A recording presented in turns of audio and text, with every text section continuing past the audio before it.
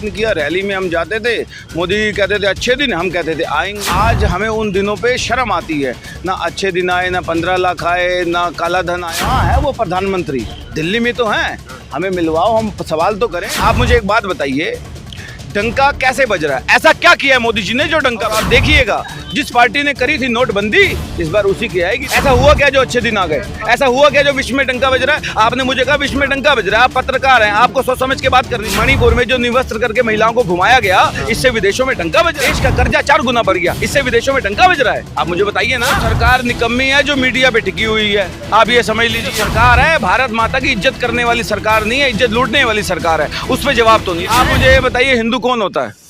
आप बताइए, अगर हम मुसलमान को गाली नहीं देंगे तो क्या हम हिंदू नहीं होंगे? हैं? अगर हम भाजपा की रैलियों में जाके जय श्री राम नहीं बोलेंगे तो क्या हम हिंदू नहीं होंगे? हैं? अगर हम प्रधानमंत्री से सवाल करेंगे तो क्या हम हिंदू नहीं होंगे?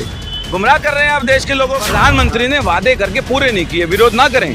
आप मुझे बताइए, देश का कर्जा बढ़ गया, विरोध ना करें। हर साल में कर्जा लिया गया 55 लाख करोड़ और अब कर्जा ले लिया गया 2,10 लाख करोड़, मतलब 4 गुना कर्जा ज्यादा ले लिया। गोल्ड मेडल जीतने वाली महिलाओं के साथ बलात्कार कर रहा पार्टी का सांसद। देश सुरक्षित हाथों, देश को बर्बाद कर दिया, देश सुरक्षित हाथों में। देश का कर्जा बढ़ गया, देश सुरक्षित हाथों में। देश के रेलवे बिक गए, एयरपोर्ट बिक गए, बैंक बर्बाद हो गए, देश सुरक्षित हाथों में है। अरे यार आप लोग।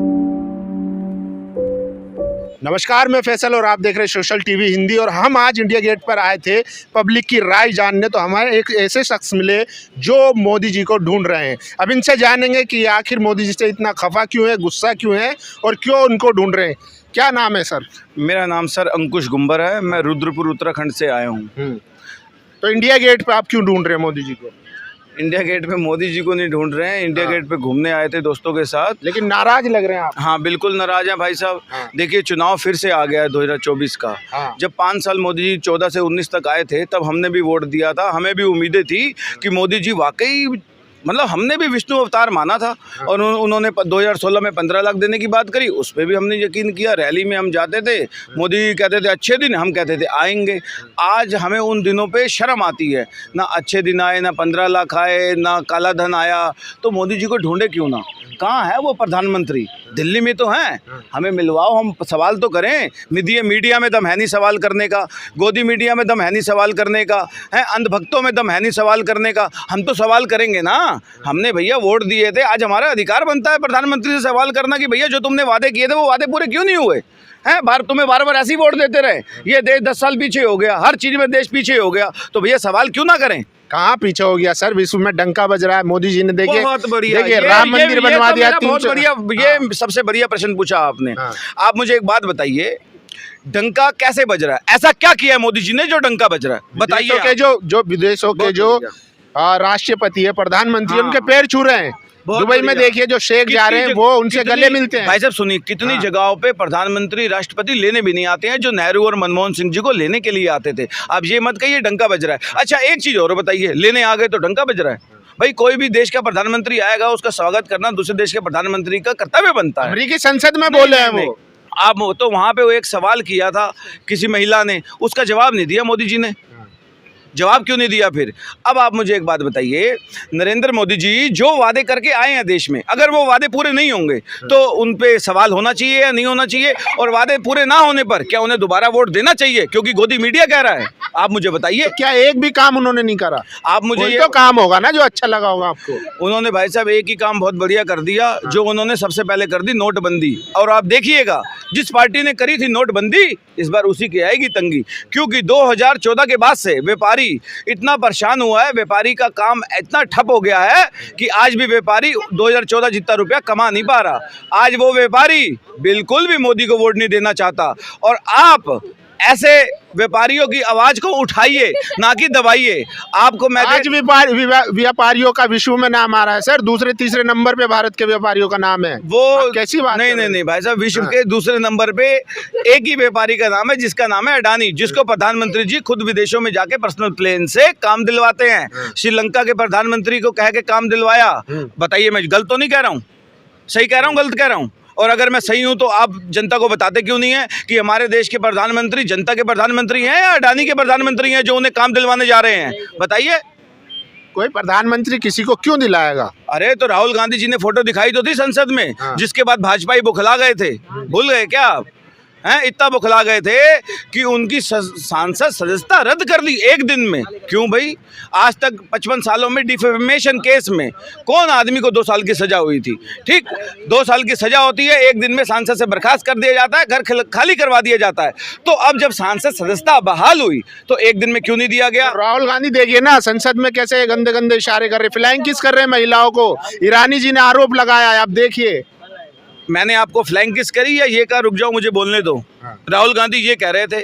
ऐसा है ना, राहुल गांधी जी से थर थर तो कांपता है पूरा सांसद जब सांसद में बैठ जाते हैं राहुल गांधी। राहुल गांधी, मुझे लगता है जिस दिन देश के प्रधानमंत्री बनेंगे, जिस दिन देश की आवाम उन पे भरोसा करके उन्हें प्रधानमंत्री बनाएगी, उस दिन वो दिन दूर नहीं कि हमारे देश के युवाओं को विदेशों में नौकरी करने के लिए नहीं जाना पड़ेगा, विदेशों में पढ़ाई करने के लिए नहीं जाना पड़ेगा। अच्छी से अच्छी पढ़ाई, अच्छी से नौकरी इसी देश में मिलेगी। कितने दुर्भाग्य की बात है कि मोदी जी ने 2 करोड़ रोजगार देने की बात करी, लेकिन उसके बाद भी ना रोजगार दिया और युवाओं को आज परेशान होकर विदेशों में जाना पड़ रहा है। कितने शर्म की बात है। धर्म संकट में है, धर्म भी तो बचाना है ना। धर्म कैसे संकट में हो गया? आप मुझे बताइए। नूह में क्या हो रहा है? नहीं, जो यात्री हैं, श्रद्धालु हैं, उन पर पथराव किया जा रहा है। तो ये कौन करवा रहा है? ये भाजपा ही तो करवा रही है। ये भाजपा के बजरंग दल के लोग ही तो करवा रहे हैं। मोनू मानेसर जैसे दंगा फैलाऊ लोग ही तो करवा रहे हैं। कांग्रेस के विधायक का नाम आया सर, कांग्रेस के विधायक का नाम आया नहीं है, लाया गया है। आया नहीं है, लाया गया है। आप चीजों को समझिए। और आप कहते हैं अच्छे दिन आ गए, तो आप मुझे ये बता दीजिए कि ऐसा प्रधानमंत्री ने किया क्या है जो अच्छे दिन आ गए? बस अच्छे दिन नहीं आए। कहाँ से आ गए अच्छे दिन, बताओ? ऐसा हुआ क्या जो अच्छे दिन आ गए? ऐसा हुआ क्या जो विश्व में डंका बज रहा है? आपने मुझे कहा विश्व में डंका बज रहा है। आप पत्रकार हैं, आपको सोच समझ के बात करनी चाहिए। ऐसा क्या किया जो डंका बज रहा है? भाई साहब पहले कौन नहीं भारत का, एक बात सुनिए मेरी बात, सुनिए मेरी बात, सुनिए मेरी बात। आपने पहले सुनिए, हाँ मैं दे रहा हूँ ना एग्जाम्पल। आज जब भारत का प्रधानमंत्री विदेशों में जाता है तो आप देखिए कैसे ढोल नगाड़ों से उनका स्वागत होता है। जो बाइडेन अमेरिकन राष्ट्रपति, उनके सामने नमस्तक है और रशिया यूक्रेन का युद्ध रुकवा देते। ठीक हो गया। प्रधानमंत्री ने ऐसा काम कौन सा किया जो डंका बज रहा है? अपने देश के लिए क्या किया और विदेश के लिए क्या किया? बस इतना बता दीजिए जो डंका बज रहा है। नहीं, देश में महिलाओं के साथ अत्याचार हो रहा है, उत्पीड़न हो रहा है, नंगा करके घुमाया जा रहा है, गोल्ड मेडल जीतने वालियों को के साथ बलात्कार किया जा रहा है। भाजपा के सांसद कर रहे हैं, कुश्ती संघ के अध्यक्ष बृजभूषण कर रहे हैं और उनके ऊपर कोई कार्रवाई नहीं हो रही है। ये डंका बज रहा है? नहीं, मणिपुर में जो निवस्त्र करके महिलाओं को घुमाया गया, इससे विदेशों में डंका बज रहा है। देश का कर्जा 4 गुना बढ़ गया, इससे विदेशों में डंका बज रहा है। आप मुझे बताइए ना, देश के बैंक करप्ट होते जा रहे हैं, इससे डंका बज रहा है। सब कह रहे हैं एक मौका और दीजिए, भारत तीसरी सबसे बड़ी अर्थव्यवस्था। देंगे। मोदी जी ने कहा था कि लाखों करोड़ रुपया जो स्विस बैंक में कांग्रेस ने इकट्ठा किया है, हम वो लेके आएंगे। ठीक है, पहले तो कालाधन आया क्यों नहीं? फिर जिस कांग्रेसी ने इकट्ठा किया था उसे अंदर क्यों नहीं किया? बताइए। और आज अब मेरा सवाल आपसे है, आज वो कर्जा बढ़ा या घटा? अगर कार्रवाई करती है बीजेपी तो कहते हैं ईडी सीबीआई का गलत इस्तेमाल करते हैं। मुझे ये बताइए, स्विस बैंक में कर्जा बढ़ा या घटा? बस इतना बता दीजिए। मोदी जी ने कहा था ना कालाधन लेके आएंगे, इसलिए नोटबंदी करी और 2000 का नोट निकाल दिया, जिसमें गोदी मीडिया कहता था नैनो जीपीएस चिप है। तो बाद में मारा ना डबल स्ट्रोक, 2000 का बंद करके फिर कमर तोड़ी। बहुत बढ़िया। तो 2000 का लाकर भ्रष्टाचार बढ़ाया था या कम किया था? ये बताइए। 2000 का लाके कमर तोड़ी, फिर बंद करके कमर तोड़ी। आप देखिए, ये मोदी जी का मास्टर स्ट्रोक है। नहीं भाई साहब, अंधा विरोध आप लोग करते हैं। भाजपा के पत्रकार लग रहे हैं मुझे, भाजपा के सवाल कर लिया तो भाजपा के पत्रकार। आप सही सवाल ही नहीं कर रहे हैं। मोदी जी ने कहा था, हम थोड़ी कह रहे हैं, मीडिया ने दिखाया था, हम थोड़ी कह रहे हैं। बताइए, मीडिया ने तो ये भी दिखाया था 2000 के नोट में चिप है, नैनो जीपीएस चिप। अगर तुम कहीं खोद के भी 2000 का नोट रख दोगे तो भी क्या कहते हैं पता लग जाएगा कि काला धन कहाँ पड़ा है। तो फिर बताइए, तो चिप नहीं मिला आपको? हैं? आपको मिला है? हमें तो 2000 का नोट ही नहीं मिला। नहीं, तो फिर चिप नहीं होगा तभी तो नहीं मिला। और एक बात बताइए, समय क्यों दिया जा रहा है कि इतने समय तक 2000 का नोट बंद कर दो? अरे तुम्हारे पास तो 2 नैनो जीपीएस चिप है, खोद के निकाल लो, पता लग जाएगा। हैं? जनता को बेवकूफ़ बना रहे हैं। एक बात बताइए, मीडिया का मतलब, मीडिया हमारे देश का चौथा स्तंभ है। मीडिया को झूठ बोलना चाहिए कि ताकि नोटबंदी का कोई विरोध ना करे।